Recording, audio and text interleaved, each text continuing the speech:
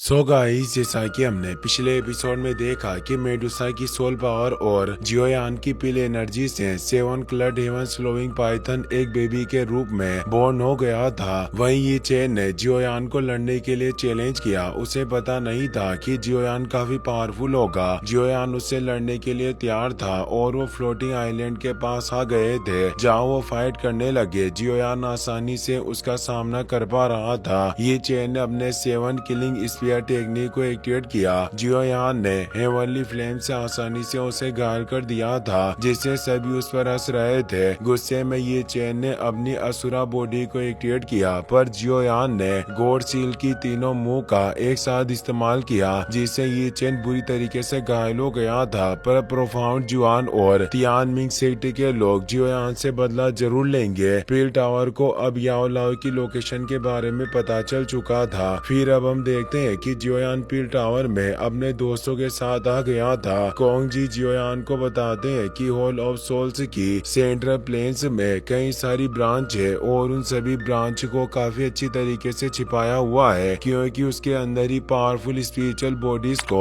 कैद करके रखा जाता है। उन्होंने जियोयान को मैप दिखाया और बताया कि हमारे पील टावर के लोगों ने काफी ज्यादा प्रयास किए और हमें सेंट्रल प्लेन्स के नॉर्थ वेस्ट रीजन के गोस्ट माउंटेन रेंज में एक हॉल ऑफ सोल्स की ब्रांच का पता चला। शायद याओ लाओ को इसी जगह पर ट्रांसफर करके रखा गया होगा। जियोयान गोस्ट माउंटेन रेंज का नाम सुनकर थोड़ा परेशान था और वो पूछता है कि आखिरकार उस माउंटेन रेंज को गोस्ट माउंटेन रेंज क्यों कहा जाता है। कौन जी बताते हैं कि गोस्ट माउंटेन रेंज को सेंट्रल प्लेन्स की सबसे भयानक जगह के रूप में जाना जाता है, क्योंकि वहाँ काफी ज्यादा घना कोहरा होता है। इतना घना कोहरा कि उसमें आसमान और सूरज को भी कवर कर रखा है। उस जगह पर सूरज की रोशनी नहीं पहुंचती।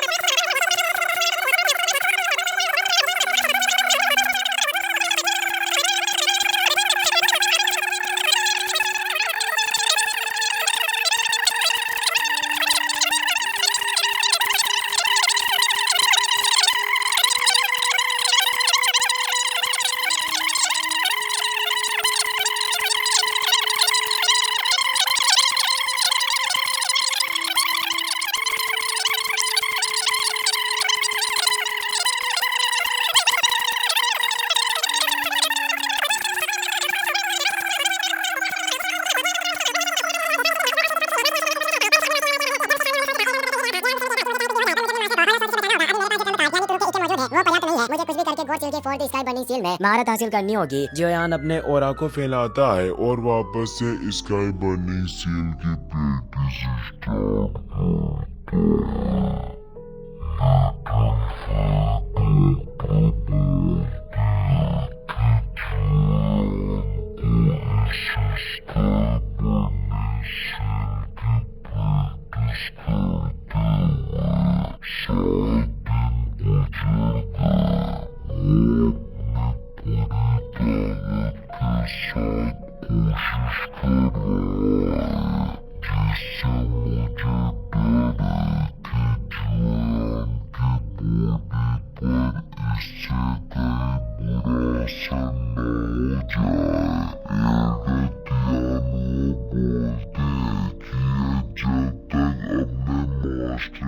बचा नहीं लेता, मुझे नहीं लगता कि ये चैन से बैठ पाएगा। जियोयान वापस से स्काई बर्निंग सील को एक्टिवेट कर उसे जारी रखता है। फिर भी वो उस सील को पूरी तरीके से कंडेंस नहीं कर पा रहा होता। जियोयान लगातार कई बार कोशिश करता है, पर वो फिर भी नाकाम हो रहा था। उसकी पावर कमजोर हो रही थी, जिससे वो एनर्जी रिकवरी पिल ले रहा था।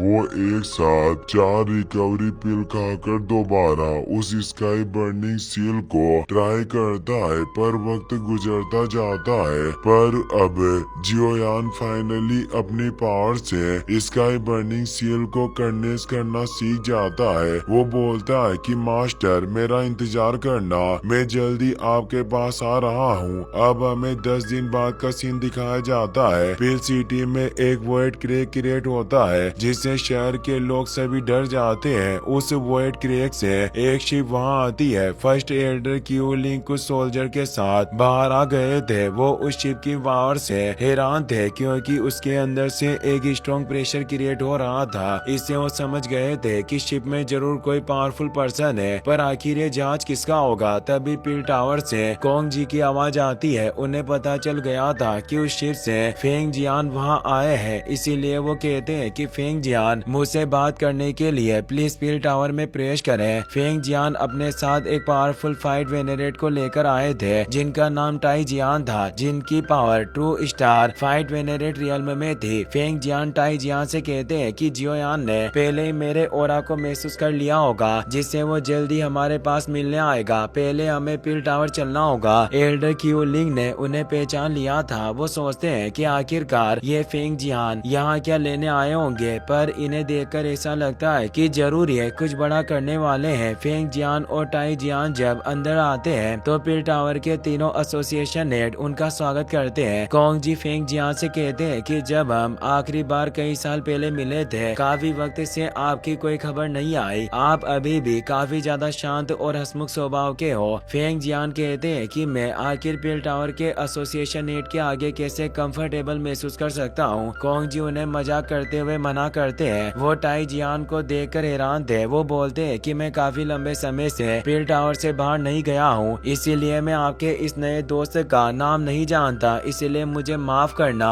टाई जियान बोलते हैं कि मैं भी अपना नाम काफी पहले ही भूल चुका हूँ, मुझे कुछ याद नहीं है, पर तुम मुझे आयरन सोर्ड मैन कहकर बुला सकते हो। आयरन सोर्ड नाम सुनकर वो हैरान थे। वो बोलते हैं कि क्या आप वही हो जिसे इविल डीमन सोर्ड सेक्ट से 5 साल पहले बाहर निकाल दिया गया था। मैंने आपके बारे में बहुत कुछ सुना है। तीनों एसोसिएशन हेड उन्हें रेस्पेक्ट देते हैं। टाई जियान भी उन्हें आदर देते हैं। फेंग जियान मुस्कुराते हुए कहते हैं कि कोंग जी तुम्हें अजीब लग रहा हो, पर आयरन सोर्ड का स्वभाव कुछ ऐसा ही है। ये काफी ज्यादा ईमानदार है, पर ये बोलने में इतने अच्छे नहीं है, इसीलिए बहुत कम बात करते हैं। जियोयान भी अब अपने दोस्तों के साथ वहाँ जाता है। वो कहता है कि सीनियर फेंग आप काफी जल्दी यहाँ आ गए। फेंग जियान कहते हैं कि मेरी देरी से बहुत कुछ बिगड़ जाता, इसीलिए मैंने जितनी जल्दी हो सके आने की कोशिश की। वो जियोयान की पावर देखकर हैरान रह जाते हैं क्योंकि वो 1 साल पहले से 1 स्टार फाइट एंसेस्टर था और अब वो 9 स्टार फाइट एंसेस्टर में प्रमोट हो गया था। टाई जियान भी इससे हैरान थे क्योंकि जियोयान काफी जवान नजर आ रहा होता है। इसी के साथ ये एपिसोड यहीं पर खत्म हो जाता है। दोस्तों का